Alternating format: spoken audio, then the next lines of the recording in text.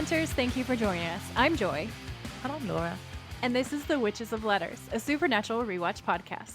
Buckle up as we dive into season 4, episode 21, When the Levee Breaks.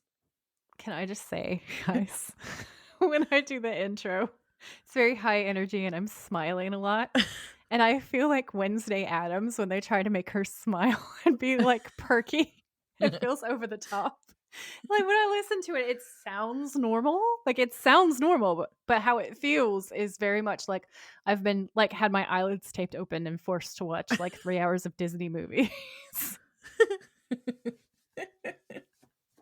You can be grumpy on the intro if you want. I don't mind. What would that even sound like? It'd be like, "Hi, Hunters. Thanks for joining. Yeah, thanks for joining us. Thanks for joining us, I guess." That sounds like sarcastic. Yeah. Because like my default, if we're not podcasting, honestly, my default, I feel like a lot of the time is kind of like Daria. Yeah. I'm default Daria. It's very 90s nihilism, like somewhat sarcastic, I guess. So yeah. I just needed everyone to know that. I felt overly perky when I did that intro. If it sounds perkier than normal, then weigh in. Let me know. If you want to hear me do a completely sarcastic intro or outro, let me know that too. That could be funny. I feel like we're putting off talking about this episode, Joy. With good reason. It's horrible. I know, like I'm not happy. not as like an episode. It's horrible emotionally. I don't like it when they fight. I know. You and And Brad also, Greaser. I've fallen out of Sam as well. Oh dear. She can't defend her man again. No, he's not my man this week. Oh no. Things have gotten really dark then. Like, Yeah. I love Dean, but Dean is also a problem in this episode. Yeah, they both are, but I found myself siding with Dean this week. Sweet baby Jesus. Someone bring me the smelling salts. I'm going to faint out of shock. Well, technically, I am on the fence. I can see both their points of view. I've got a whole rant at the end, but Oh, I love a rant. I do edge on the side of Dean. That sounded weird. Oh, I do Dean edging. Edging with Dean. What do I mean? You're feeling more sympathetic. Swaying. You're being swayed by Dean. I sway more towards Dean. Okay, I'm just gonna say that I'm hyper today because I have not had a lot of sleep and it's Friday instead of Thursday and I'm really tired. And she just mainline caffeine. And I've just had a whole, like, I don't know, big Stanley Cup thing full of Dr. Pepper. Yeah.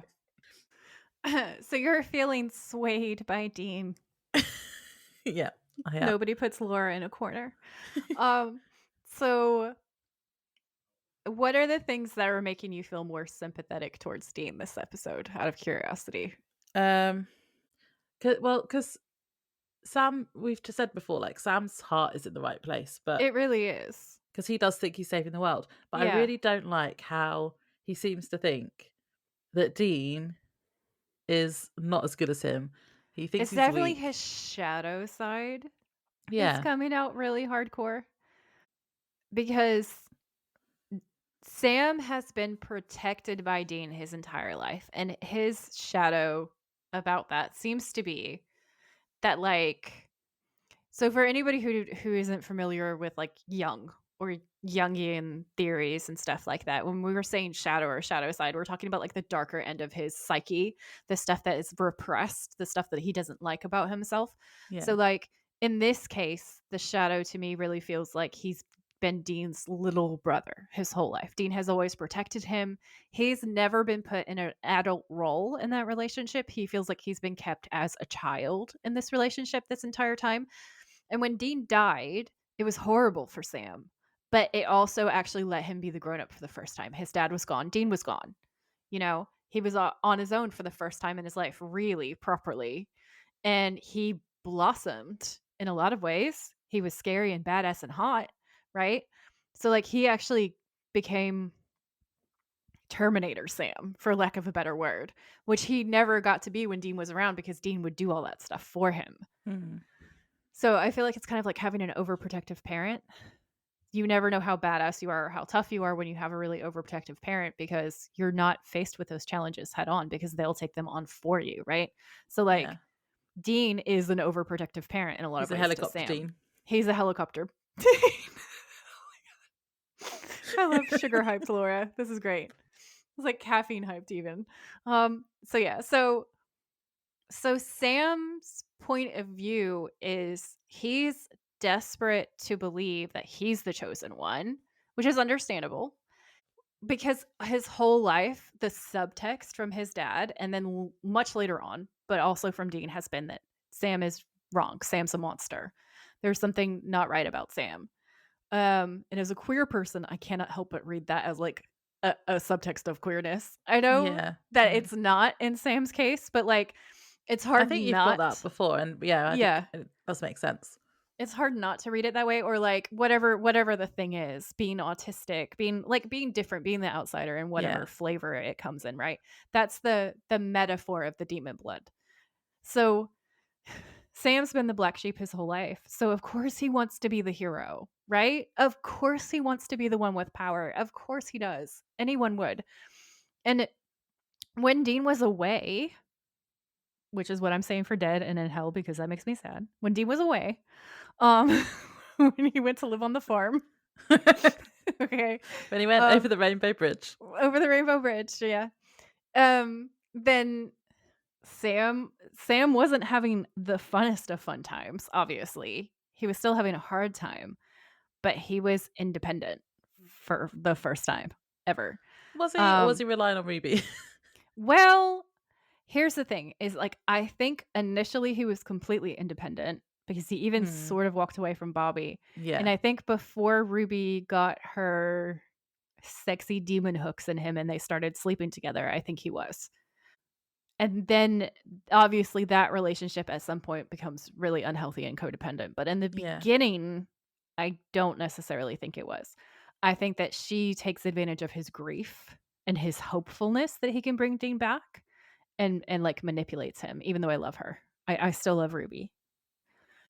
Yeah. So yeah, so and then from Dean's point of view, he's still trying to protect Sam. He still loves Sam. He doesn't want Sam to be a monster.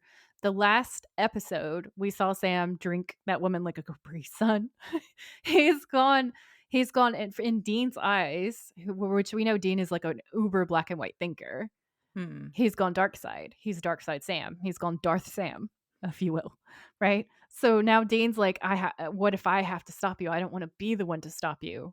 That's his Yeah. thought process. He's like, Which is please also don't do partly this. John's fault because he told him he'd have to kill Sam. Exactly. Right? John Bloody John. Winchester. Yeah. That needs to be a sticker as well. It really does. I can't say it though because it'll sound stupid if I say it in my accent. I don't know why accent came out like I'm from New Jersey or something. Accent. My accent's all over the place. Sometimes I swear I sound like I'm from Minnesota. Um, and sometimes you hear my southern accent, which is my authentic accent, come out. And then every once in a while there's just a weird inflection and I sound like I'm from like New York or New Jersey or I don't know what's happening. And then sometimes you have a bit of a British twang as well. Yeah. What the what? Who am I? Where am I? No one knows. Um, that was a funny aside. So anyway, so Dean, my Yeah. sweet, sweet baby angel Dean, okay? He's very like hyper independent and he's very tough and he's a protector and his default for people he loves is he wants to protect them. He to him loving Sam means protecting him. And so it's really hard for him that to Sam loving Sam means trust and trusting that Sam could protect him instead, which is Yeah. what Sam is actually asking for. He's saying if love equals protection, then let me love you in return. Stop Yeah. always sacrificing yourself. Stop always breaking yourself for me. Let me actually take care of you. Let me So love you and be loved. And Dean says no to that and yeah. calls him a monster. Yeah. And Dean, it's like Dean has to be in control. But also it's the monster stuff that I don't agree with Dean. Mhm. That stuff rubs me the wrong way. But Mhm. at the end, I think it's because like Sam literally I thought he was gonna kill him. I thought he was gonna strangle him to death. Yeah, it's a really hard And I'm scene to like, watch. Sam, that's too far. Here's your brother. And Also, they're just like, I'm just gonna say my rant now. It annoys me how they're like, "No, I'm the chosen one. I'm supposed to save the apocalypse. No, I'm the one who's supposed to save I'm the world." Buffy. No, I'm Buffy. Yeah, it's like, can't you just work together? You know, like No. this doesn't make any sense. Why? Work together, not against each other. Yeah. You can both save the world. Yeah, it's interesting because Dean is a reluctant hero in this season. Like, Dean has a lot of self-esteem issues. He has a lot of survivor's guilt, I feel like, and he doesn't wanna be the chosen one, but he's starting to begrudgingly, because he says, here's the thing is where Dean's coming from, and I think he's sincerely coming from it, this place. He says, "If I do this, then Sammy doesn't have to."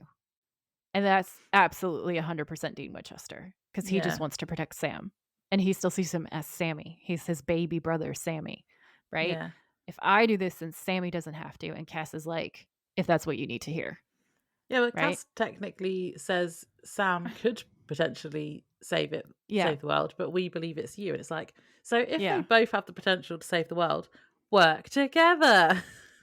No, I hear you, and that is reasonable and logical, but we're dealing with highly emotionally charged men, Yeah, okay? The emotions are running rampant. Um, I think the thing is, though, is, like, it's something that you and I have said because we think similarly about stuff, I feel like. It's like Dean wants to protect Sam. So he's like, "If I can do this and I can take this burden away from Sam, then I will." And I think you and I are similar because, like, if someone said to me, "If you don't do this, Laura's gonna have to go through horrible things, but if you do it, then she won't." I'd be like, "Cool, okay, fine." yeah, You know? Like, we like to protect people we care about. If it was like, "Oh, Laura or Nick is gonna be put through unmentionable suffering," I'd be like, "No, I've got this." yeah. No, yeah. I think it's because at the core of it, I see more of myself in Dean than Sam. Like Yeah, especially me like the too. hyper independent stuff and the like Yeah. even some of the worst stuff, like, I could be a little bit controlling sometimes, or not controlling Yeah. because I want to be in control, just controlling because I then know that it's gonna be right. Yeah. I'm familiar. I'm very familiar with that. Yeah. But then, yeah, so I think that's why ultimately I'm on Dean's side, but, Yeah. I can see where the both coming from. Yeah. Me too. Me too. And that's what makes this episode so hard. Luckily I have a short preamble because I feel like I feel like we've written an essay for this preamble, and I don't think that's a bad thing. It's like a penultimate episode, so that's fair enough. Um, so my actual preamble is ridiculous anyway, because this episode was so heavy. I wanted something lighthearted. So I was like, "What do you mean if it smells like a duck?" Oh, I yeah. w- I was like, "Google, tell me why. What the fuck?" And I've it heard that says, phrase before. It's like the if it walks or cracks like a duck or whatever, isn't it? yeah, yeah, yeah. So, but this was so far from that. I was like, "What is this Deanism?" Yeah, the Okay. smells like a duck. It's like, I don't think that's quite right. No, that's such a Deanism. So the phrase if it smells like a duck" is a variation of the classic saying, "If it looks like a duck, swims like a duck, and quacks like a duck, then it's a duck," which is a metaphor for using evidence to make a logical conclusion, suggesting that if something has all the defining characteristics of a certain thing, it probably is that thing. But when he said that, I was just Yeah. like, "What the hell? What are you saying? What are the It words smells coming what does out a of your—" duck smell like? I, like, snort laughed. He was like, "Well, if it smells like a duck," and I'm like, "The f That was what? funny. Are you high right now?" Like, what? Uh, It cracked me up. It was a much needed, like, ridiculousness. yeah, yeah. My preamble thing was just well, we were talking before we recorded, and I know that you have a story to tell the people, Joy, Oh, I but do, yeah. it's linked to the title. So the title of this episode, "When the Levee Breaks," is a Led Zeppelin song. Do you want to tell the people Yes, your indeed. story, Joy? She's got Well, haunted again. I like Led Zeppelin a lot, okay? Same. And I got a Led Zeppelin t-shirt recently, and I made it look really cool, and I was like, "Yeah, I've got a cool band t-shirt now." Because Laura has a really cool band t-shirt, and she influenced me. She wears it to recordings sometimes because it's very, like, supernatural appropriate, and I was like, "I want a cool band t-shirt." So I was like, "I'm gonna go for a band that I genuinely like and listen to," and I got Led Zeppelin. And I got the Magic Tour shirt, and Laura made a joke about how, "Oh, does that have the demon's name on it?" Oh, Not gonna yeah. say it, right? And I was like, "Oh, yeah, it does." I didn't think about that. Immediately afterwards, pretty much, I was like, "I'm gonna play some Led Zeppelin music." I got my Led Zeppelin shirt. I'm gonna play it's When the Levee Breaks is one of my favorite songs, right? And it lives rent free in my head. And in fact, it's playing in my head right now because I'm thinking about it and it's an earworm. So it's just like all the Yeah. time. So I play it once and I'm like adding my favorite Led Zeppelin songs to a playlist. I'm having a good time. So the Spotify algorithm is what it is. Okay. And obviously it's gonna then select some Led Zeppelin songs, but mine went fucking ridiculous. Like, I would be trying to play anything other than Led Zeppelin because it got to a point where I was just like, "Okay, enough is enough." I told it to hide the songs on the playlist. I deselected it off of everything because I just wanted, like, a breather. Don't get me wrong, I love Led Zeppelin, but I needed a breather because it was, like, every second of every day trying to play me Led Zeppelin songs, and not even the ones that I love, like, some of them were random ones, and I was like, "I don't wanna listen to that one right now." So, I then, like, start trying to play other albums specifically. I'm like, "Play this album, play me Scott." So I try playing Scott songs, and it's playing me fucking Led Zeppelin saying that it's playing me Scott, and it's not. And it has gone on until I watched the episode, and then it just went back to normal. Supernatural is haunting me. Yeah. Don't know Well, what the I fuck think that you're was haunting you, but yeah. I don't know, that was weird. It was really weird. I was kinda joking, and I was like, "The tulpa, that is Dean Winchester," because there's so many people that believe in Dean Winchester and love Dean Winchester, right? I was like, "If any character ever is gonna exist as a tulpa, it's Dean." And it was like, "The tulpa that is Dean Winchester is, like it's, like, haunting me right now. He's sending me love letters and music." I am joking, I don't seriously think that, okay? It's just for clarification, this is banter. It is weird though that it was, Led Zeppelin and it was for this episode. It is weird. It's like one of my favorite songs. Naturally, I was gonna play it, but the fact that it refused to play anything but Led Zeppelin was wild. And then I Yeah. hid the songs and it didn't work. And then I tried playing other artists and it wouldn't let me. Yeah, there's something freaky going on. Something weird. I've always got spooky stuff going on though. It's just like default around me, isn't it? Uh, oh, I did have another fun fact, which is that this is one of 3 episodes of Supernatural that don't involve a death of any kind, and we've had one of the others already, Yeah. Monster at the end of this book, and then there's one in season 10, Inside Man. Yeah. So that's interesting, 'cause but it's kinda like a part I'm guessing quite a lot of people are gonna die in the next episode. Yeah. Well, I was gonna say, can you imagine how emotionally heavy this episode would be if there was also deaths in it? Because it's like already so heavy. Well, I mean, Dean nearly died again. He just yeah, it's his he does that a lot, doesn't he? He's, like, near death. It's worse, though, because Sam almost killed him. Yeah. It's so dark. So Mhm. dark. Should I do the synopsis and then we can get into it? Yeah, let's go. So this is season 4, episode 21, When the Levee Breaks. The original air date for this episode was May 7th, 2009. Sam has been locked in Bobby's panic room by Dean and Bobby so he can detox from drinking demon blood. The withdrawal is intense, causing Sam to hallucinate visions of Alistair, his younger self, and a version of Dean who mocks him and calls him a monster, as we've already discussed. Meanwhile, Dean struggles with the decision and then considers working with the Angels, feeling increasingly hopeless about Sam's choices. Sam manages to escape the panic room with help from Cass and is confronted by Bobby, but Sam knocks him out and is able to get away. He meets up with Ruby to get his demon blood fix, and she reassures him that he needs it to stop Lilith. Dean tracks them down and confronts Ruby at first, but Sam protects her because he's convinced she's the only one who believes in him, and the brothers fight. And yeah, this episode sets the stage for the season finale and marks one of the most intense breaking points in Sam and Dean's relationship so far. Yep. So yeah, so like I said, last episode ended with Dean and Bobby shutting Sam in Bobby's panic room so he can detox from demon blood.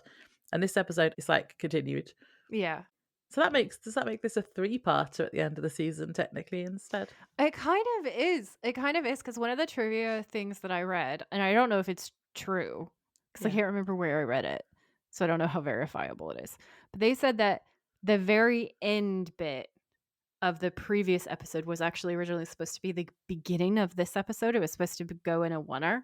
Yeah, I makes don't know if sense. that's true because we sort of get like a replay of it a Hmm. little bit from the whatchamacallit, the flashback bit.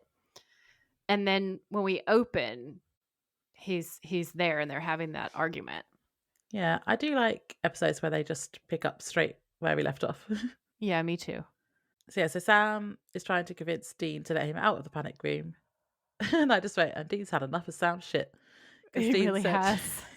he said, it's not your fault you lied to me over and over and over again. Oh, well, he has a tone when he says that. Yeah. Yeah. And Sam's saying he isn't a junkie, and why is Dean making it seem like he is? And this is where Dean says, if it smells like a duck. If it smells like a duck, my notes just say my actual note is what? But it's WHAAAATTT. Just so everybody knows. Yeah.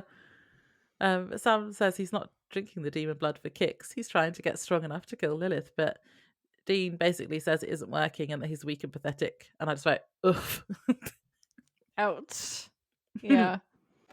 I really liked the use of red light and lighting in general in these scenes. Sam is under a red light for most of this because they've put in, which they didn't used to be there, they put in a little exit light because, like, why would Bobby have an exit on the bunker? It's a fucking bunker. Like, he knows where the Exit light. exit is. There's So only they one put door. yeah, they put that they put that there so that they could have an excuse to use the red light. And it looks Ah, really cool because a lot of the shots that we're seeing of Sam are of him literally in a cage, right? yeah. He's encaged above himself. He's encaged by the devil's traps. He's encaged through the literal bars when he's looking through the like little slidey door window thing that has actual bars on it. And It's the like a red light prison is door. yeah, exactly. It's all an illusion to that, I feel like. That he's in a cage, which people who've seen Supernatural foreshadowing, am I right? But yeah, so like it's dark, it's saturated. I've said before that I think the red light indicates like demonic stuff and obviously is could also be symbolic of blood in this situation. Yeah. So I feel like they're visually separating them out. Whereas Dean's lighting is kind of a mix of blue and cold tones. He's less saturated and it gives him this icy, righteous energy that feels distant and unemotional in comparison. Hmm. Um, and I think that the red light is very like anger, sex, drugs, rock and roll on Sam, and on Dean it's that distance, it's that coldness.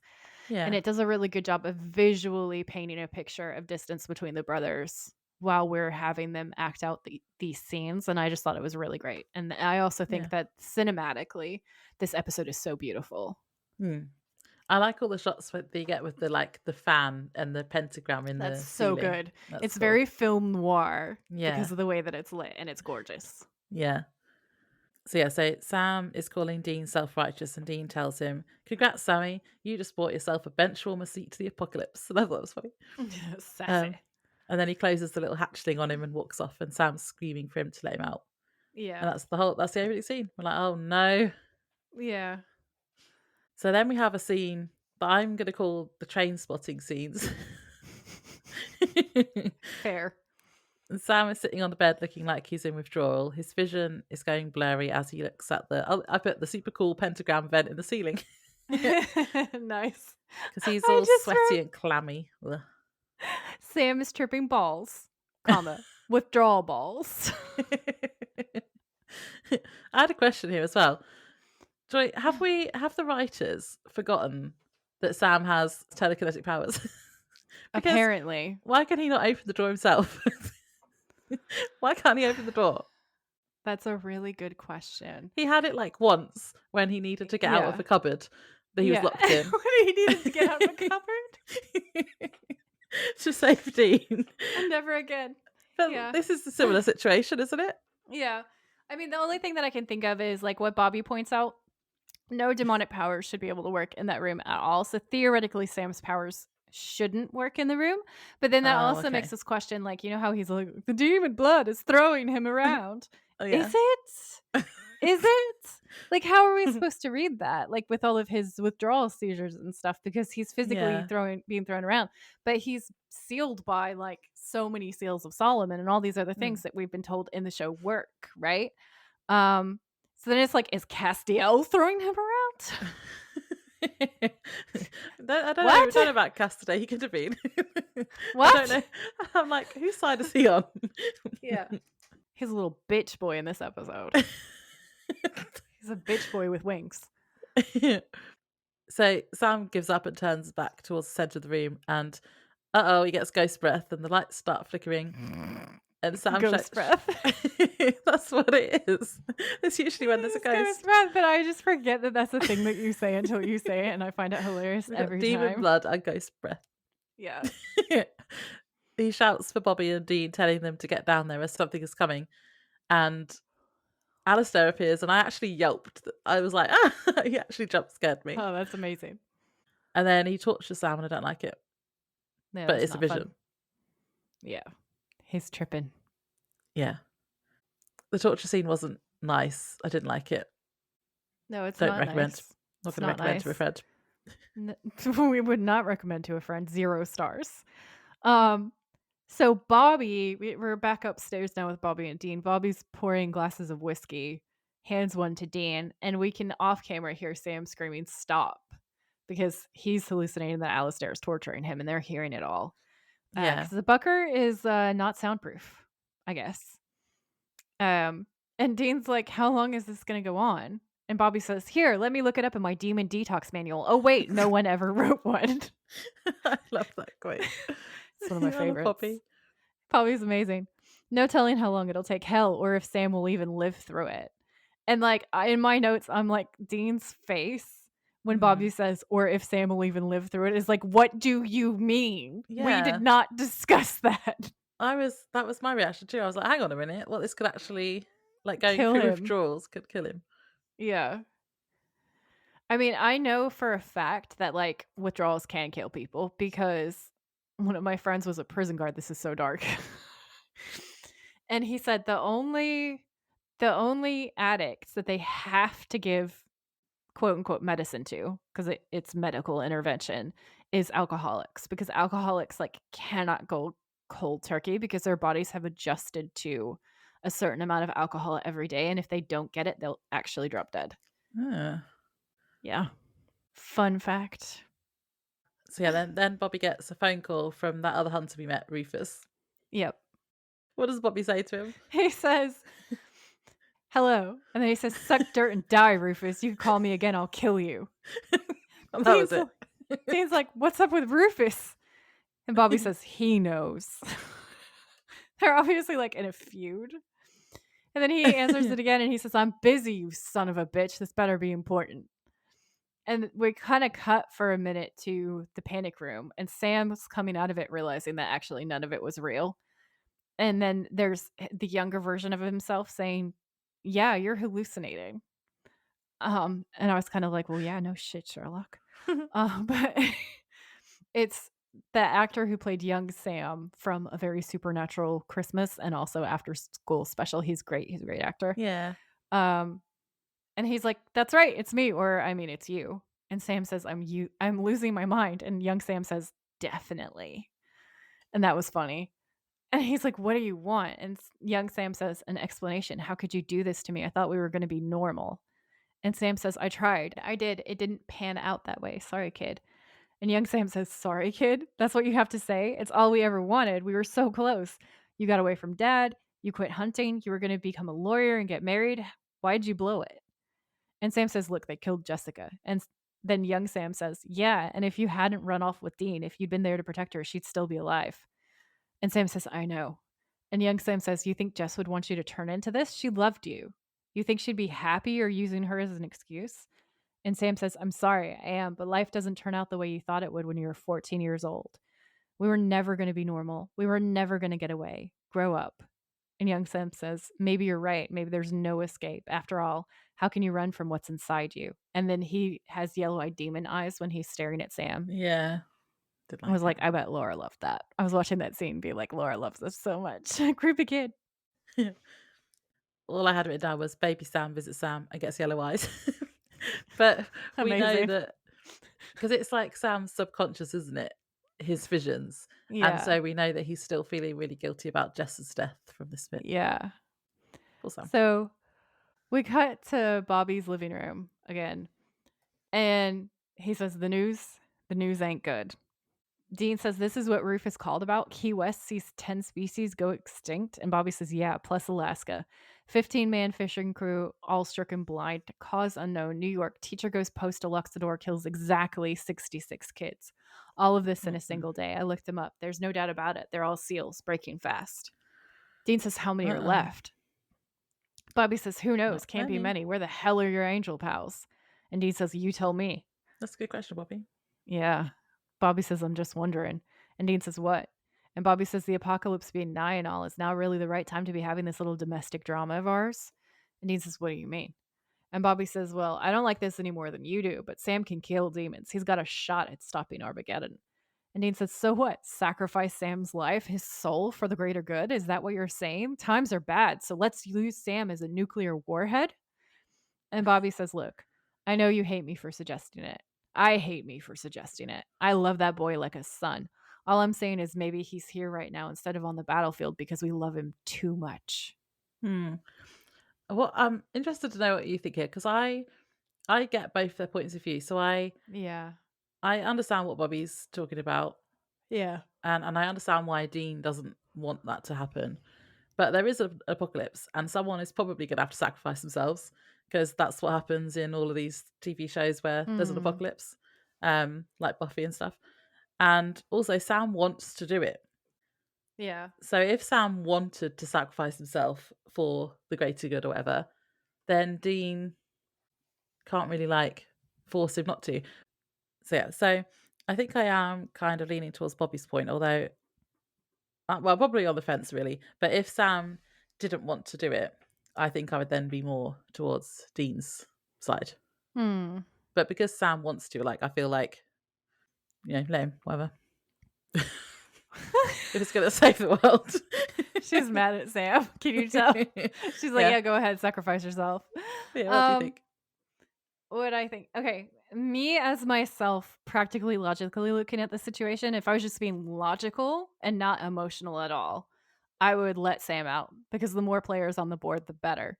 If we're that Yeah. close to the end of the world, the actual end Yeah, of the exactly. world, then I would let Sam out and have him. If I was Dean, I would say to him that he could only do it on my say so, but I'd let him have my back. And I'd want to do the Angels plan first, probably, because that would involve me Yeah. protecting him as much as possible, but without benching him. Because if we think about it purely logically, if the detox is going to A, disempower him completely, and also B, possibly kill him, Yeah. it's better to let him out and get his dose and then figure Yeah. things out as you go, which is what Bobby's saying. Because the other thing is Bobby's the voice of reason always. So when Bobby says, I love him, maybe we love him too much, maybe we should let him out, Yeah. he's pointing out that what Dean is doing is the right thing to do morally as family, but Mhm. is it the right thing to do for the entire world? Yeah. And Dean doesn't think like that, really. Dean thinks like that if it's him sacrificing himself, he'll do what's right for the whole world. Yeah. If there's anything threatening Sam, no, he will not allow it at all. Whatever he's like, let the world burn. But this is why he's morally gray, and I love him so much because he's like the people that he loves. He's like, okay, fuck it, let the world burn. I'm Yeah. protecting them. It's like maybe just wait and see how the apocalypse plays out, and if the world doesn't end, then detox him. Yeah. After we save the world, we can de-demon him. Yeah. Yeah. Just practically speaking, I feel like that's the smart way to go. So we both agree with Bobby then. We do agree with Bobby. So then Sam's next hallucination is Mary. Oh, I forgot to put her in the synopsis. Sorry, Mary. Um, Oops. I mean, to be fair, she is a hallucination, not actually Mary. So yeah. And I thought I thought it was quite funny because she's covered in blood and she goes, "You Yeah. look just awful." Yeah. Meanwhile, Mary's gutted. Yeah, and I do feel so I felt sorry for Sam in this bit because he calls himself a piss poor excuse for a son, Yeah. and I was just reminded in this scene how Sam he didn't actually know Mary at all, did he? No, he didn't. And that's actually really sad, and because he was a baby when Yeah. she died, and so he never had like the mum chats or got to feel her motherly love. Very Um, true. and these are the only times those kind of experiences that you can have. Mm. Yeah. It's definitely really hard. Um, so Mary says that your brother doesn't understand. I was raised a hunter from a long line. We understand that there are going to be hard choices and we do what we have to do to get the job done. Yes, our family is cursed, but you have the power to turn it into a gift. You can use it against them. And Sam says for revenge and she says no, for justice. And that was really interesting because Yeah, I know she's a hallucination. And Sam must have heard some of this stuff from Dean because Dean said, "Oh no, she's a hunter and the whole family was hunters." So he does know that. But because it lines up so well with the canon that we have about Mary, it makes it feel more real, which also makes it kind of a darker scene because she's really just a hallucination. it was interesting. I thought how it's clearly again Sam's subconscious because Mary Yeah. is basically agreeing with him because she's calling Dean weak Yeah. as She well. says, Dean can never know how strong you are because Dean is weak. Look at what he's done to you. Locking you in here, he's terrified. He's in over his head. You have to go on without him. You have what it takes. You have to kill Lilith. And Sam says, even if it kills me. And Mary says, make my death mean something. I'm counting on you, Sam. Which that's got to be John's rhetoric, right? Like that's Mm. being raised in the cult of John Winchester. It's interesting to see how John plays out in both of them because that's definitely what Sam wants to do is very John coded. And then Dean repeats something that John said to Sam at Mm. the very end. Yeah, So they're both acting out their father while they're really, really super stressed out, which like it mm. tracks. But you could still even now see John's influence. And we see John's influence the most when they're fighting with each other. Yeah. So outside in Bobby's salvage yard, Dean has been praying again or shouting for Cass or something because he appears. He's got full Batman voice. Yeah. He says he's been screaming himself hoarse for like 2 hours, and that's supposed to be like the lead into it, but it's full Batman. I'm telling you guys. He says, "Well, it's about time." And Cass says, "What do you want?" And I just straight cold as ice and an ice cube. And You're Dean, cold as ice yeah, I was and singing that willing to when sacrifice our love. I was singing that when I was writing my notes. Yeah, Um, and Dean asks again what Cass was going to tell him in the last episode, and Cass yeah, says nothing of import. And like I'm like Cass, but I want to know now. I want to know what it was. Why do we not know? Um, and Dean says yeah. you got your ass reamed in heaven, but it was not of import. Cass says he can't say, and he knows he really called him here to talk about Sam. And Yeah. Dean asks if Sam could really kill Lilith and stop the apocalypse. And Cass says yes, but he'd have to drink a lot more demon blood, and that consuming the amount of blood it would take to kill Lilith would change Sam forever. And Mm, he says most likely he would become the next creature that you would feel compelled to kill. That's dark. yeah. So yeah, he reminds Dean that all of the angels still think it's Dean though, not Sam, who can stop the apocalypse. And he asks Dean whether he's willing to accept it and stand up and accept your role. Dean says, if I do this, Sammy doesn't have to. And Cass says, if it gives you comfort to see it that way. And Dean says, God, you're a dick these days. And I was like, yeah. Yeah. And Dean walks away and he sighs and he says, fine, I'm in. And in my notes, it's just endless hearts where I wrote down, if I do this, Sammy doesn't have to. And I was just like, this Uh, whole string of hearts. And Cass says, you give yourself over wholly to the service of God and his angels. And he says, yeah, exactly. And Cass says, say it. And I'm like, oh, he's going to get possessed by an angel. Because uh-oh. we all know that angels and demons, well, demons less so, but angels actually need permission to take a vessel. And these are Yeah. very particular words that Dean's having to say. So I was like, he's going to be a vessel for an angel or something. That's where my mind was at. Uh, Dean says, I give myself over wholly to serve God and you guys. And Castiel says, "You swear to follow his will and his word as swiftly and obediently as you did your own father's." And Dean says, "Yes, I swear. Now what?" And Cass says, "Now you wait and we call on you when it's time." And I was like, that is such a dick move. Yeah. I I read it a different way because I wrote, "Did Cass and Dean just get married?" I did kind of think that would be the subtext, which is why, like, wait, let me go back up. Because they're like, he's like, "Do you promise to serve me?" Yeah. Let's say, do you give yourself over wholly to the service of God and his angels? I.e., Castiel is also an angel, isn't he? So God and his, like, yeah. Yeah, and it was how they were standing as well. They were like And he facing says, each yes. other. Yeah. And he's like, say it. I give myself over wholly to serve God and you. And then Yeah, he adds guys. I think they got married. They did get married. Here comes the bride. So then we're back with Sam in the panic room, and he's now hallucinating that his veins are turning all black. It was really creepy, and Yeah. he's like screaming. We then cut back upstairs, and Dina's listening to Sam scream, and you can tell it is upsetting him, but he still thinks he's doing the right thing, and he's trying to be strong, isn't he? Yeah. And Bobby asks Dean about what just happened with Cass. This line is so funny. He says, correct me if I'm wrong, but you willingly signed up to be the angel's bitch. Again, they got married. You know, Laura's not wrong. And Dean looks at him. And Bobby says, I'm sorry, you prefer sucker? After everything you said about them, now you trust them? And Dean says, come on, give me a little credit, Bobby. I've never trusted them less. I mean, they come on like shady politicians from the planet Vulcan. And that had me dying of laughter because it's a Star Trek reference. Like when Dean's Yeah. stressed out, he's always like he's quoting The little Trek Trekkie. things. He's a little Trekkie. And Bobby says, then why in the hell did you? And Dean says, because what other option do I have? It's either trust the angels or let Sammy trust a demon. And Bobby's like, I see your point. And then it gets worse. And then there's no sound at all, right? So it's just complete silence from Sam. And Dean says, you hear that? And Bobby says, yeah, that's a little too much nothing. So they charge down into the panic room, and Sam is having a weird demonic seizure. And Dean says, what if he's faking? And Bobby says, you really think he would? And Dean says, I think he'd do anything. But then Sam gets like slammed against a wall. And Bobby says, that ain't faking. So they throw open the door and they run to get Sam to the cot. And Bobby's saying, we're going to have to tie him down for his own safety. Dean, you with me? Dean, before he has another fit. And Dean says, yeah, let's just get it over with.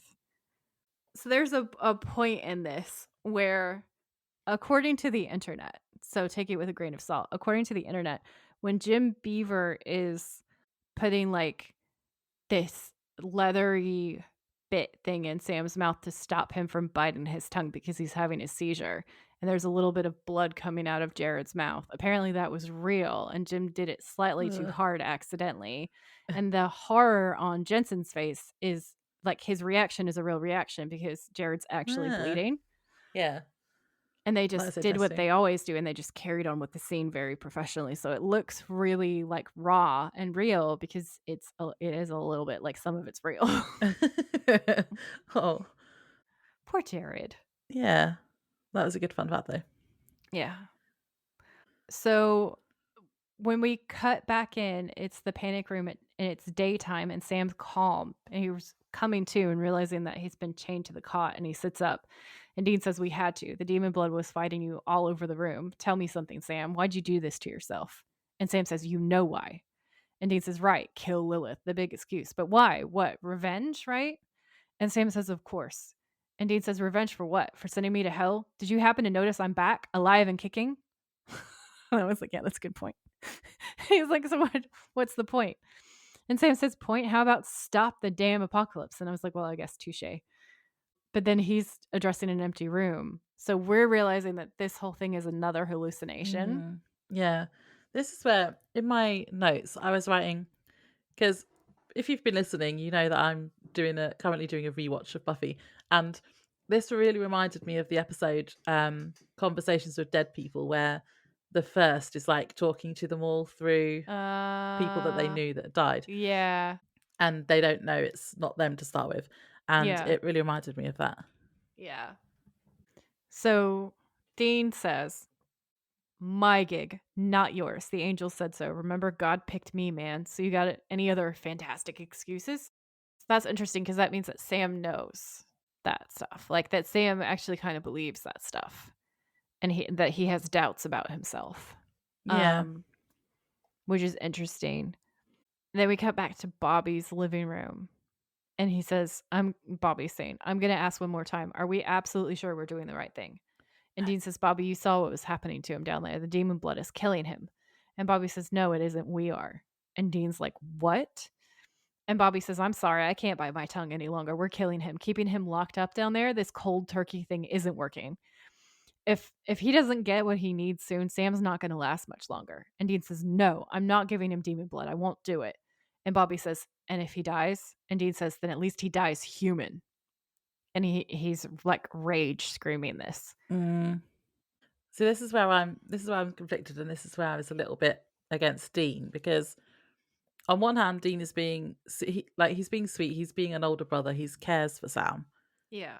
But it's interesting that the worst thing that he can imagine is Sam turning into a monster, and he's always like Yeah. had that be in his bonnet right from the beginning, hasn't he? Like calling him a Yeah. freak and everything. And it's part of the reason that Sam felt like he had to lie to him, even though I'm not condoning that because I don't like when Sam was lying to him. Yeah. But Dean would rather Sam die than become a quote unquote monster. And Yeah. that's um I don't agree with that. It's dark. That, to me personally, is the most John Winchester that he ever gets when he says that, because Yeah. that's definitely straight out of the mouth of John Winchester. Um, and I think that's more he's, like, reverting back to being his father's son in these extreme stress environments, and I feel like that's what's happening, and I also think that for Dean, he associates the monstrous with the thing that murdered his mom, right? That's what he thinks. So the Yeah. ultimate worst fate for Sam would be to become the thing that killed her. That like Sam is connected to the thing that killed Mary. Um so for Dean and John, that's like the ultimate bugbear. Because if Sam goes along with Yellow Eyes' blood, then he's kind of like become the thing that destroyed his mom and his family. And that's their ultimate worst fear. Hmm. And so I think under this extreme pressure, that's what Dean is thinking about. He's like, no, that would be the worst. And Sam wouldn't want that. And I wouldn't want that for Sam. And I wouldn't want it for me because I think Dean operates in this very black and white world. And so he thinks if I wouldn't want this and I think this is good, then this is good. And that's how I think he's thinking and Yeah. reacting. Um, I don't condone it. He's not right, and it's really dark, and it's one of the reasons why this episode is so stressful. And we're starting the campaign again that the writers should pay for our therapy, our Yeah. emotional damages. So then we're back with Sam and I've called him fake Dean having a conversation. And I also, is it wrong that this Dean is hot? This Evil fake Dean. Dean. Evil Dean is hot. He's Always. kind of hot. Yeah. Um, yeah, and I did want to point out here that so Dean has literally just said about the whole thing about Sam being a monster, Yeah. and Sam's version of Dean and what he thinks he would say does parallel what Dean did actually say about him being a monster. Yeah, he knows him really well.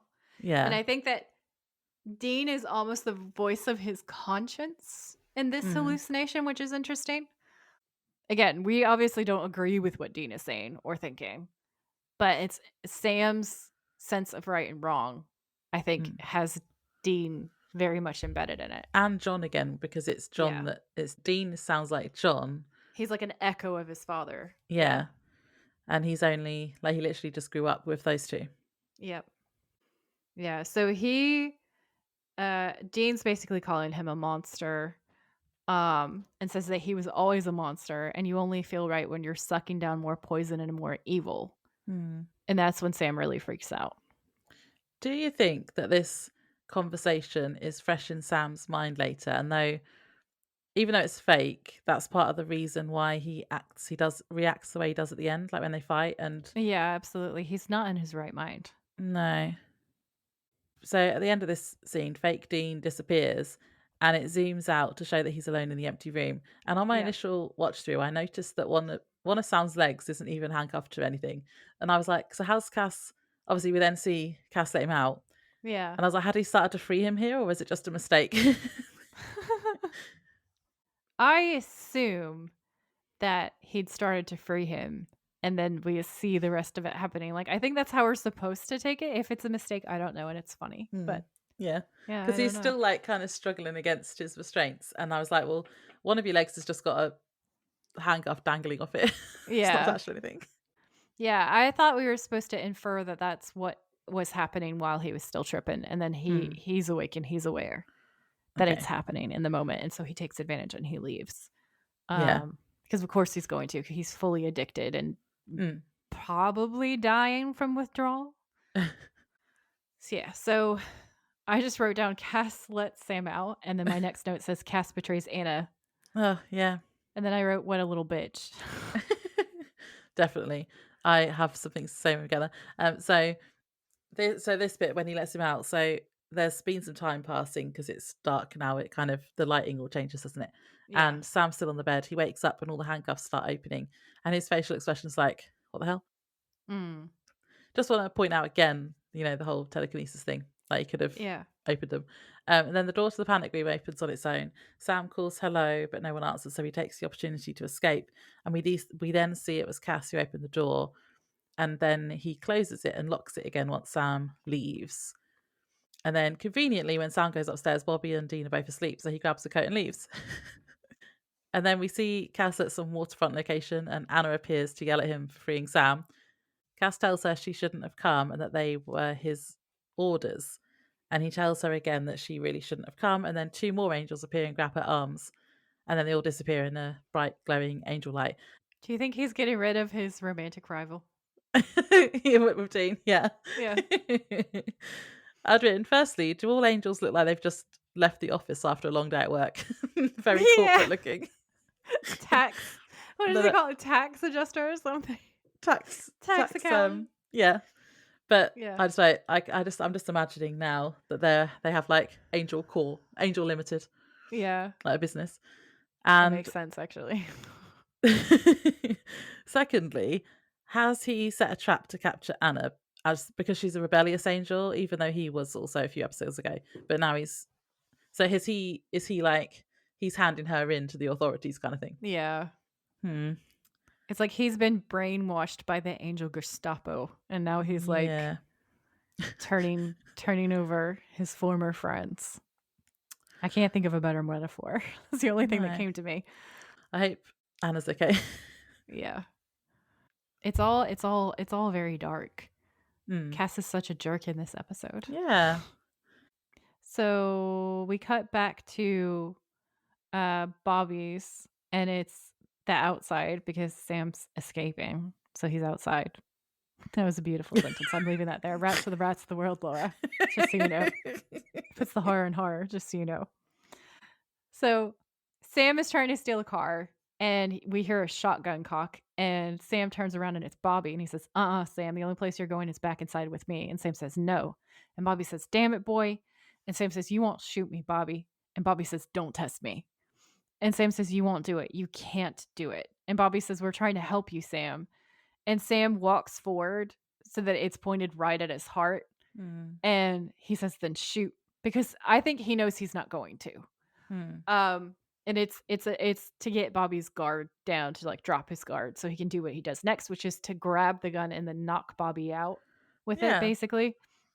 Which I don't think Um, would have been necessary because I reckon Bobby would have let him go anyway. Because he kind of wanted to anyway. yeah, he did kind of want to, but Sam doesn't know that. And Sam is also not in his right mind right now.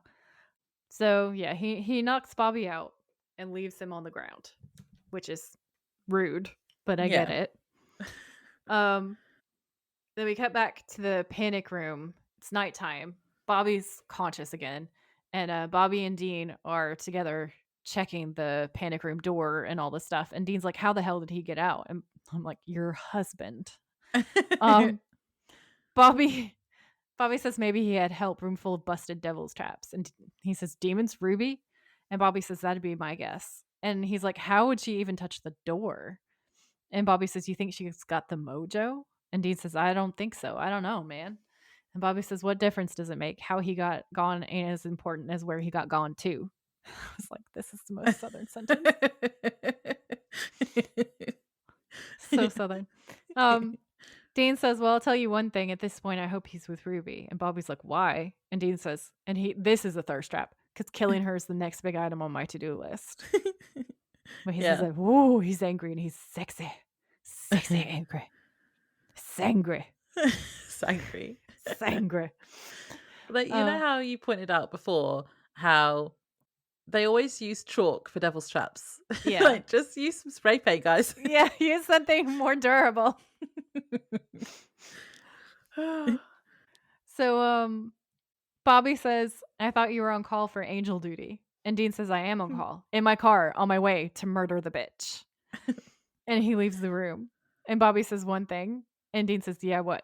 And Bobby says, Sam don't want to be found, which means he's going to be damn near impossible to find. And Dean says, yeah, we'll see. Like, Yeah. challenge accepted. Dean angry. Finds him pretty easily, in fairness. Dean does find him really easily because it's like, if Dean Winchester's hunting you, you're going to get found. And that's hot. Not going to lie. So when we come back to Sam, he's inside a very fancy hotel. Yeah, it's definitely not like we normally see, although it still has one of those dividey wall things. It does have the dividey wall things. It took me so long to decipher what they were saying. And when I did, I was so proud of myself. So proud. So Sam sits in the corner and he's shaking and clearly twitching and like not okay. The door knocks and it's Ruby. Ruby says, honeymoon suite? Really? I'm flattered. And Sam shuts the door behind her and says, did you bust me out of that room? And Ruby says, how could I, Sam? The whole thing's engineered to bite me in the ass.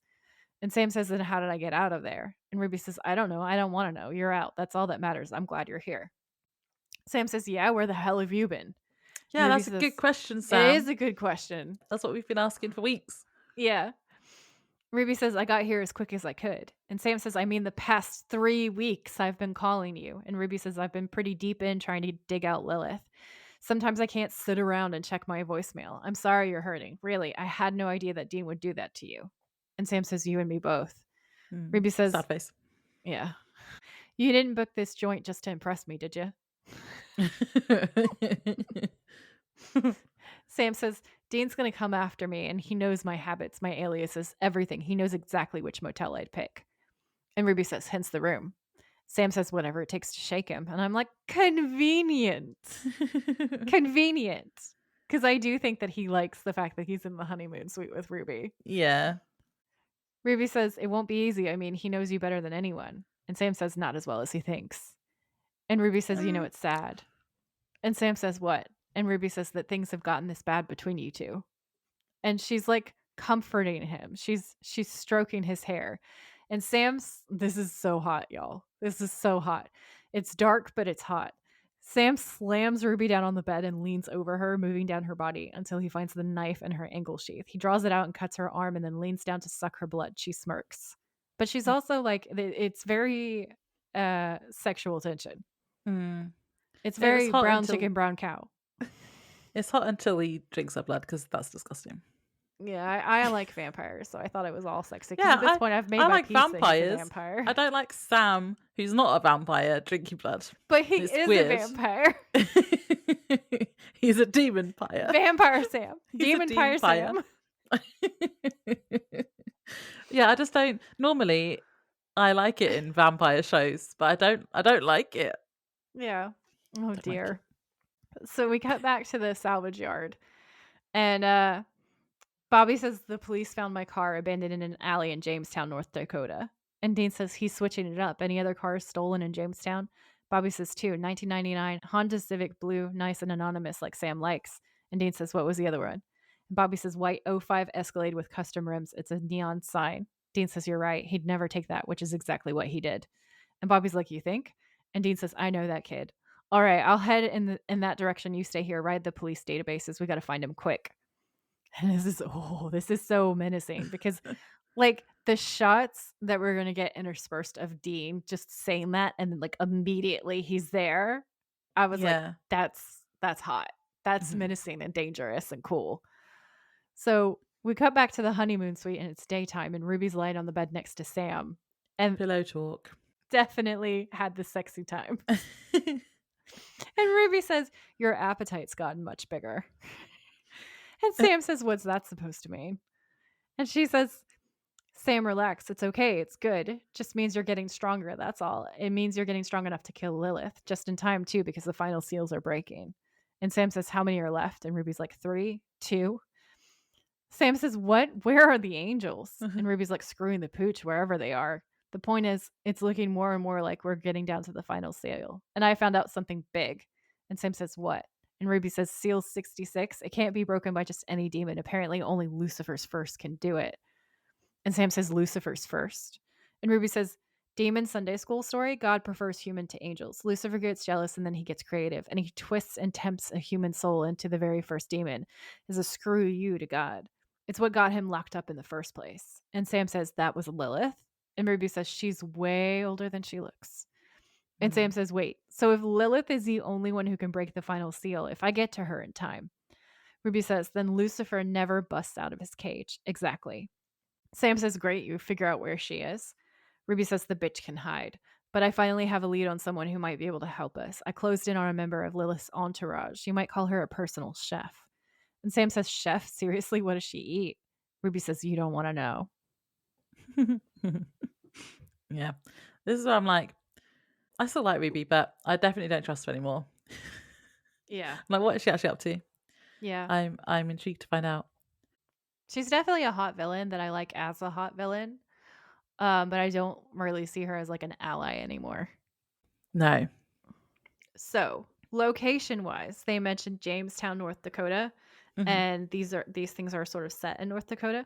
So what I thought was really interesting is when I looked up Jamestown, North Dakota, there's a haunted hospital there Ooh. that formerly was an asylum, and at the time that this redditor wrote about it was a haunted rehab.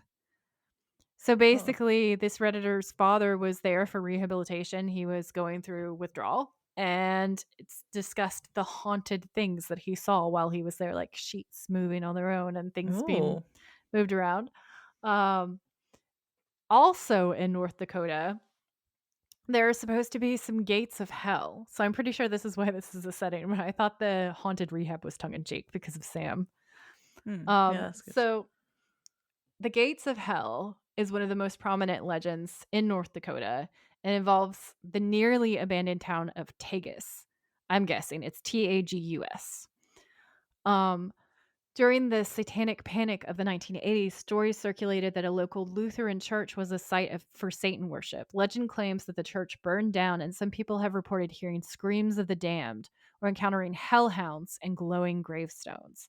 The remaining Mm. locals are reportedly wary of visitors due to past vandalism related to these stories. Glowing Spooky. gravestones, cool. Yeah, it is cool, and it is scary and weird and just really goes along with the themes of the episode so well. So I was like, Yeah, "Okay, this is definitely. why you're the location." Mm. And the link to the guy with withdrawals, that's interesting too. Yeah. So we cut to a hospital and there's a blonde nurse and a brunette nurse. And they're having a conversation. And basically the conversation is about something that happened in St. Paul's, where one of the neonatal nurses walked out of the unit with 2 babies. Now, if y'all know your lore, then you're gonna know that one of the pieces of lore about Lilith is that she eats babies, specifically newborn babies. So that's Mm. why this inference is being made. So when they talk about the neonatal nurse walking right off the unit with 2 babies, it's not a kidnapping. This is her personal chef bringing her snacks, basically, which is Yeah. the horror, you know? Um, and the blonde nurse says, "Swear to God, worked there 17 years." Then one day out of the blue, she just does it. So they look at they're going to check on the nursery. So we see loads and loads and loads of like little tiny babies. And the brunette nurse says, "That's just horrifying." And I was like, "It's you, isn't it?" And the blonde nurse says, now she's saying she doesn't even remember what happened, like she was possessed. And the brunette nurse is like, "Huh, that's nuts." And the blonde nurse says, "I know, who could ever lay a finger on them?" And the brunette nurse smiles evilly and says, I know, they're just delicious. And then her eyes go black. Uh-oh. Uh-oh. Baby snacks. So then we cut back to the honeymoon suite and it's nighttime. And Sam's like, so our demon gourmet nurse, you sure? And Ruby says she'll be there graveyard shift tomorrow night. Meantime, if you're going to be strong enough to kill Lilith, you're going to need more than I can give you now. And Sam sighs. And Ruby says, Sam, come on, it's okay. And Sam says, I know I need more. I get it. I know it's okay. I wish he trusted me, you know. And Ruby says, sorry. And Sam says, I just hope, you know, when all of this is over, I hope we can fix things. Wah, wah, wah. Sad music. Yeah. Maybe at this point, they still could have, but then he tries to kill him. So Yeah, I I would mean, forgive he's him. trying to murder him. Yeah. So this is at this point when I was looking at the hotel, I realized what the theme was. And I was like, wow. So everything is kind of an octagon shape. And Mm. it actually all looks like a sexy dark beehive. There are flowers on the back. And I was like, wait, it's a honey trap. Ruby's a Ah, honey trap. yeah.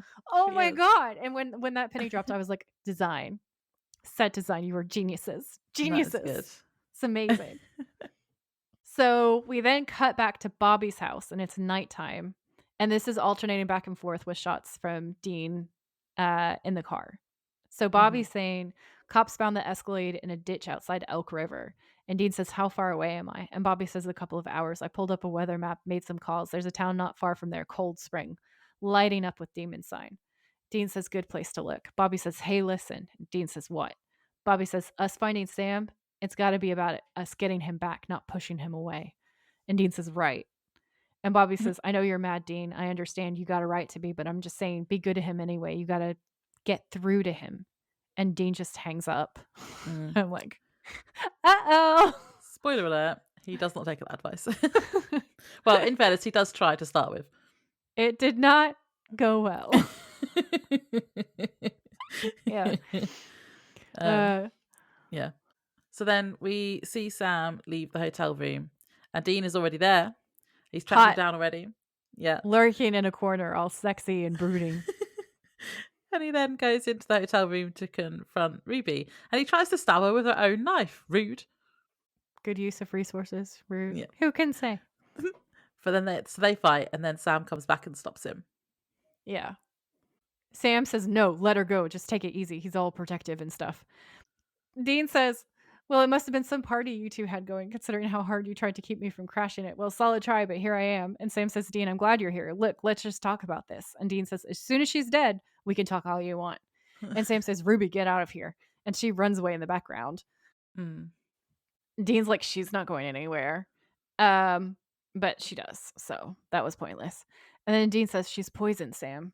And Sam says, it's not what you think, Dean. Dean says, look at what she did to you. I mean, she up and vanishes weeks at a time, leaving you cracking out for another hit. And Sam says, she was looking for Lilith. And Dean says, that is French for manipulating your ass 10 ways from Sunday. Yeah, see, I finally agree with Dean on his views on Ruby now, because Yeah.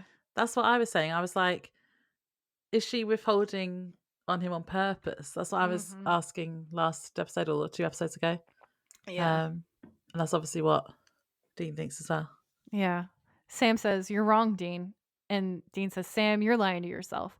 I just want you to be okay. You would do the same for me. You know you would. And Sam says, just listen. Sam raises his hand and realizes that he's still holding the knife that he took from Dean and tosses the knife on the bed. Sam says, just listen for a second. We got a lead on a demon close to Lilith. Come with us, Dean. We'll do this together. And Dean says, that sounds great. As long as it's you and me. Demon bitch is a deal breaker. You kiss her goodbye and we can go right now.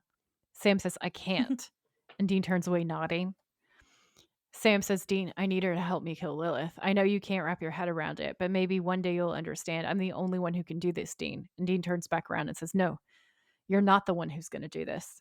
And Sam says, right, that's right. I forgot. The angels think it's you. And Dean says, you don't think I can? And Sam says, no, you can't. You're not strong enough. And Dean says, and who the hell are you? And Sam says, I'm being practical here. I'm doing what needs to be done. And Dean says, yeah, you're not going to do a single damn thing. Sam says, stop bossing me around, Dean. Look, my whole life, you take the wheel. You call the shots. And I trust you because you're my brother. Now I'm asking you, for once, trust me.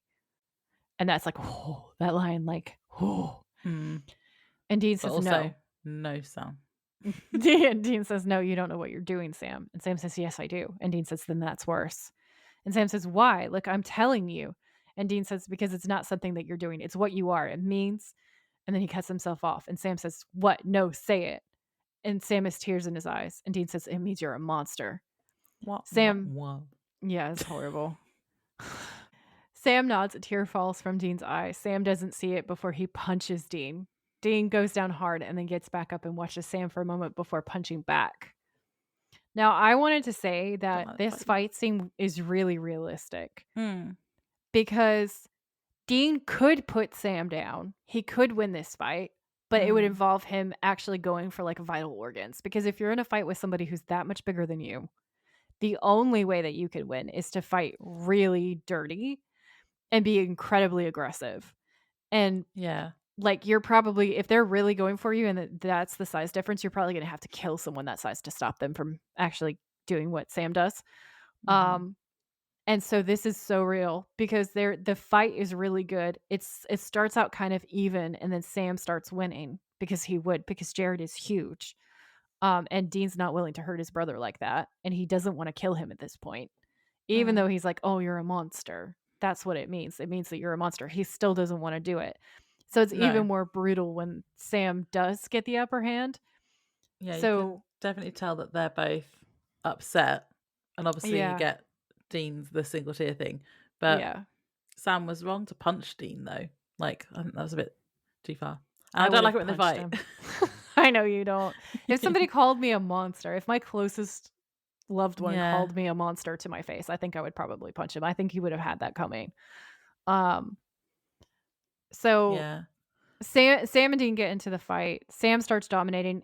Everything breakable in the room gets broken. Like they throw each other into everything. Dean hits the floor eventually and doesn't get up, and Sam pins him down and starts choking him, but then lets him go before he actually kills him. Although we think for a minute that Sam is just going to murder him yeah, because it's like real bad. yeah. Also, Dean, he gets pushed into a mirror that smashes. Then he's Yeah. thrown through a glass table which smashes. And I just like Dean and glass again.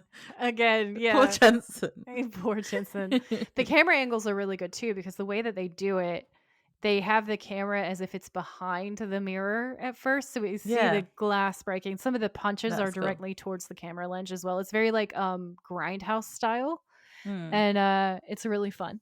It's really cool. It's a great. It's actually like for me, it's kind of a thirst trap up until the point where Sam's trying to literally kill his brother for a minute. Yeah, yeah, Because I don't know about you, but, like, if you have 2 really cool superheroes, you always kind of wanna see them fight to see, like, what would actually happen, like, how they would move and stuff like that, especially for me yeah. because I love martial arts. The Um, fight is good, the but fight's yeah, it's great. just because it's if you don't think of it as being Sam and Dean and they're brothers, Yeah. but yeah, the fight is actually good, but then It's like everybody always kind of wonders, like, Batman versus Superman, what would happen, and it's kinda like that, watching Sam and Dean fight each other, watching the Winchesters yeah, go at it is sort of like watching Superman versus Batman a little bit.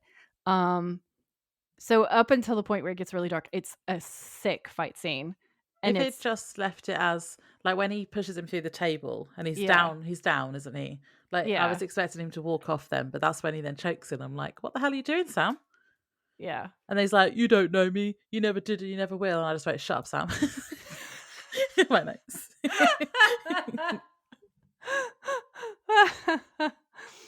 Oh, I wrote in my notes, the camera angles on their argument are genius because Sam's made to look smaller and kind of childlike because of the angle of the camera at the beginning, and Dean is way closer to the lens, which makes us kind of look up to him a little bit, so it's like the little brother, big brother dynamic. Oh.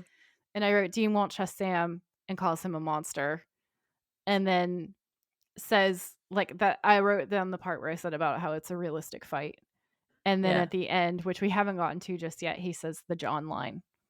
Um, so that is Sam saying, "You don't know me, you never did, and you never will," and walking away. And Dean says, "You walk out that door, don't you ever come back."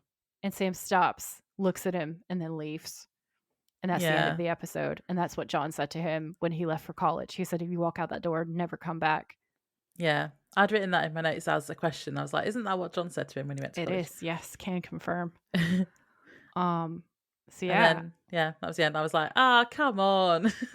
Laura was like, "No!" Cliffhanger. And Yeah. so we're going into the finale now with Sam and Dean fighting, Mm. which I feel like somewhere earlier I had a prediction that was like they're gonna be fighting against each other, so Yeah. I think that might be where it's going. Um, yeah. It's just the whole, and I said this at the start, so I won't go on too much, but it's like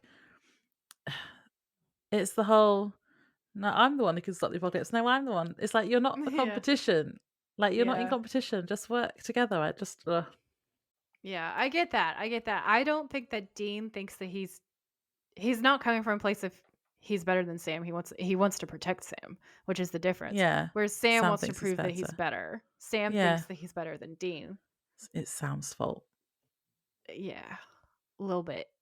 But I also feel Yeah. for Sam because Sam's been manipulated into this position and dosed up until Mm. he thinks he's thinking this way because he's being influenced by the blood, right? And So by it's just Ruby. he's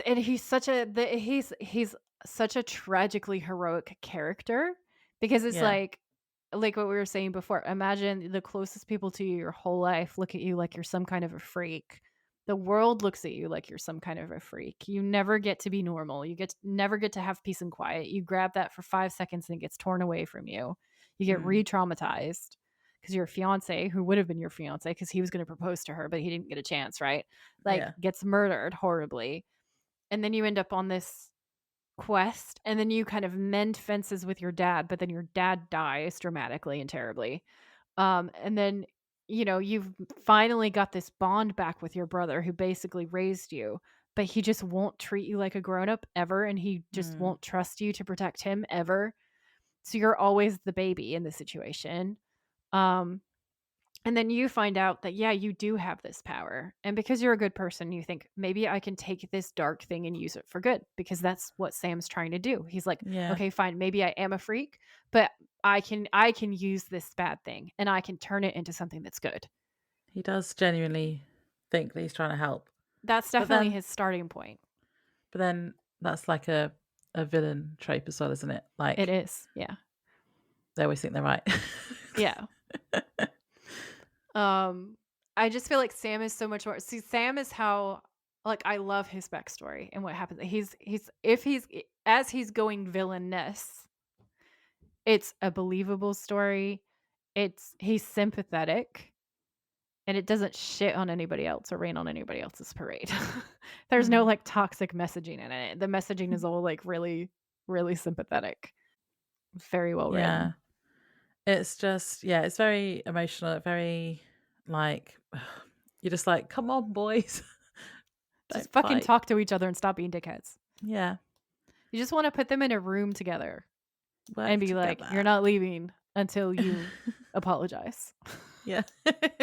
Apologize to each Lock them other both in the lock them in the both in the bunker. panic room. Yeah. Yeah. Go to jail. You're both in jail now. That would be a like a dad thing to do. Bobby should do that. He should like grab Yeah. them both by their ears, take them in there. Like, Not you're not coming out coming until out you're until you get friends. along. Yeah.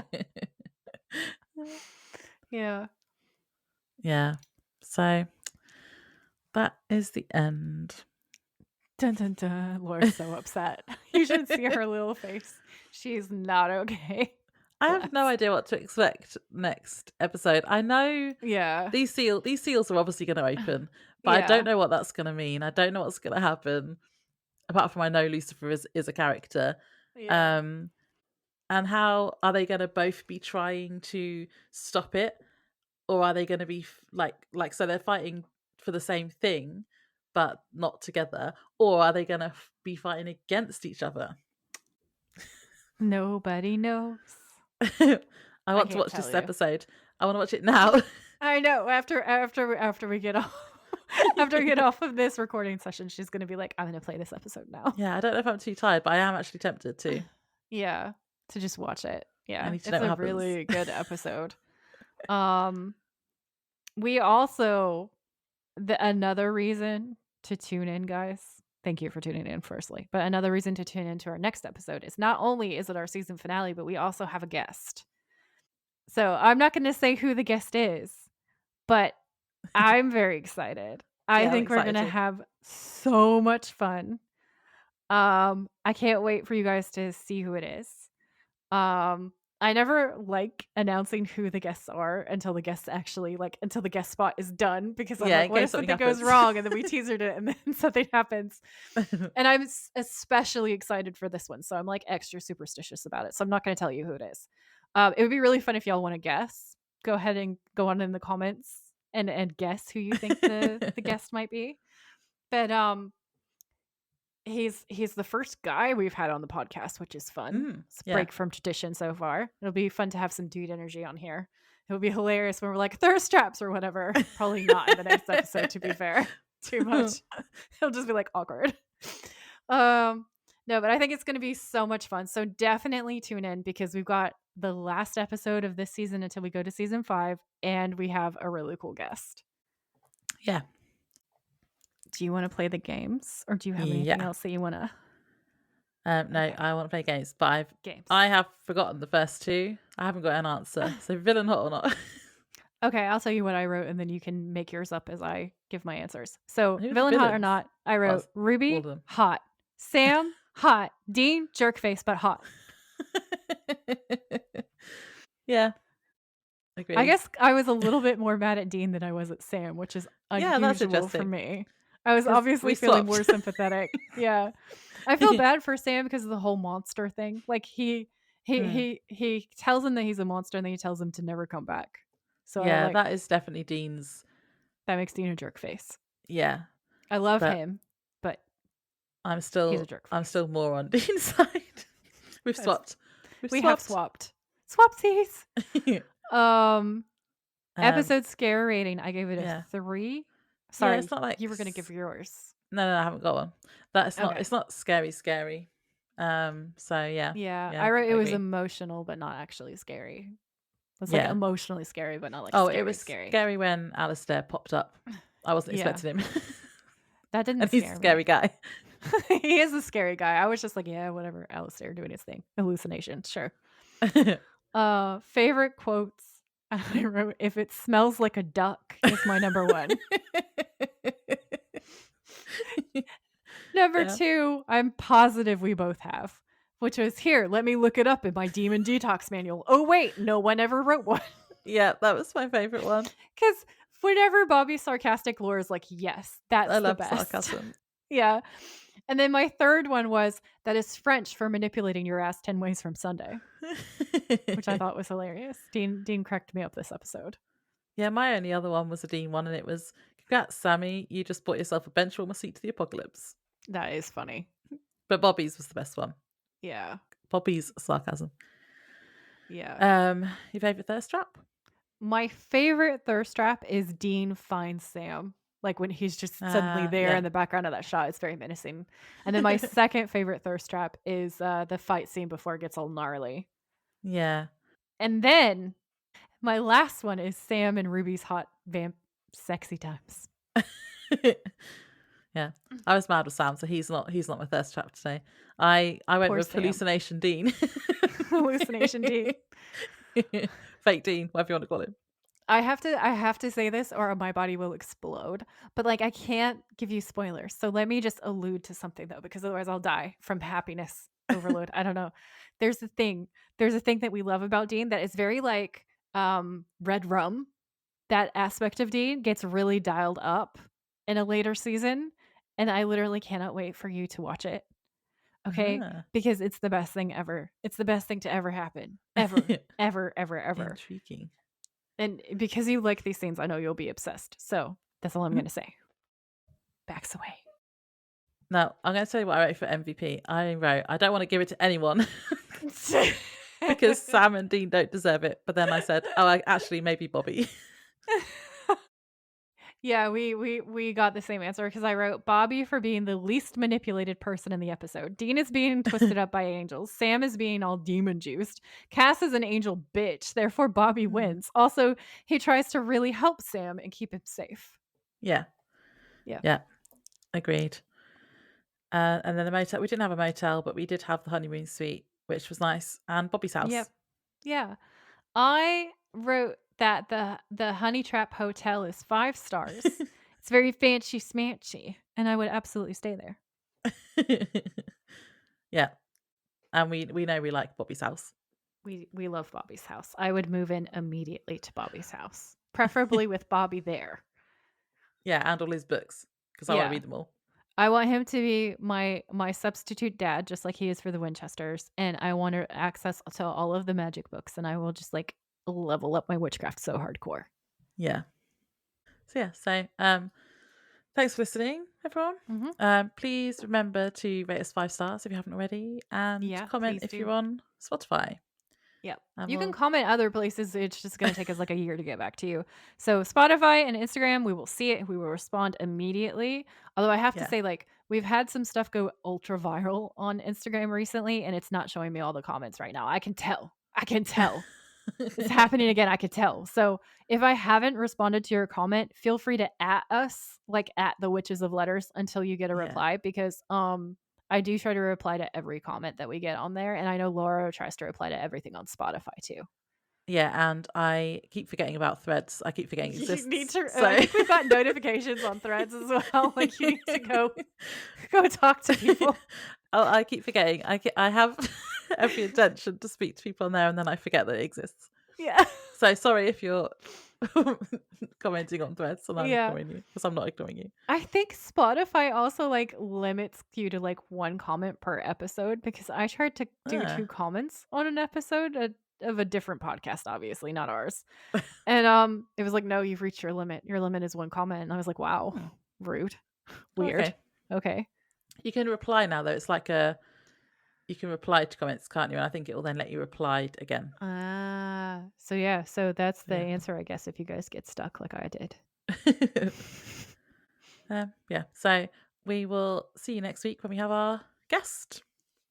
I'm so excited. I can't wait to announce who it is. It's gonna be so much fun. Which, because we record how many weeks are we ahead? Like 2 or 3 weeks ahead of what Yeah. you guys hear? Yeah, so I will definitely announce it in a little bit before it comes out, and you'll know before the episode drops, and you'll be so excited, I think. Um, but yeah, I'm very hyped. Stay tuned. Definitely rate us 5 stars if you haven't already. Pretty, pretty, pretty, pretty please. That helps us so much with the Spotify algorithm and stuff and lets other people know that we're good to listen to, and that's huge. Thank you so much to everybody who has rated us 5 stars. You guys are legends. Legends. Yeah. Thank you. Bye. Bye. Thanks for tuning in. If you like this episode, please rate, review, and subscribe. We would be very grateful. And if you know someone who would enjoy it, please share. You can find us on Instagram at the Witches of Letters podcast, or you can email us at thewitchesofletters@gmail.com. Until next time, stay safe out there, have each other's backs, and always keep fighting.